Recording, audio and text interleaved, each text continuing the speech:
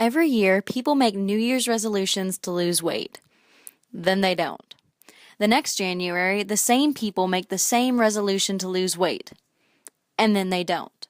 To some extent, it's a matter of willpower, but you must admit, it's hard to lose weight when unhealthy food is all but shoved down our throats with intense advertising and low prices. But even if you look past the flashy commercials, it's hard to eat healthy. Not only is healthier food higher priced, but unhealthy food is addictive. Junk food is junk food. It doesn't do you any good, and it does you a lot of harm. One of the big things it does is it changes your biochemistry so you don't have control.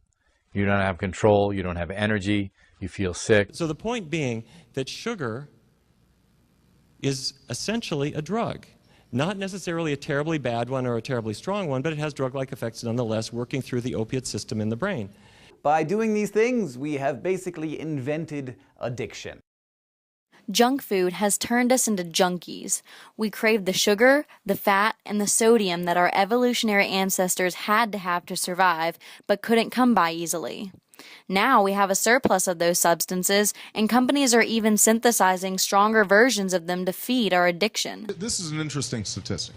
If we went back to the obesity rates that existed back in the 1980s, the Medicare system over several years could save as much as $1 trillion. I mean, that's how much our obesity rate has made a difference in terms of diabetes and heart failure and all sorts of preventable diseases.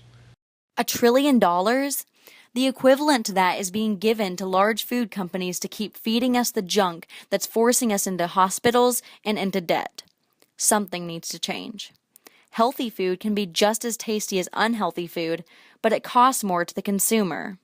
If the government and other organizations would subsidize organic foods and research more efficient ways of producing it, healthy food would be price competitive with junk and would end up saving our country at least $1 trillion.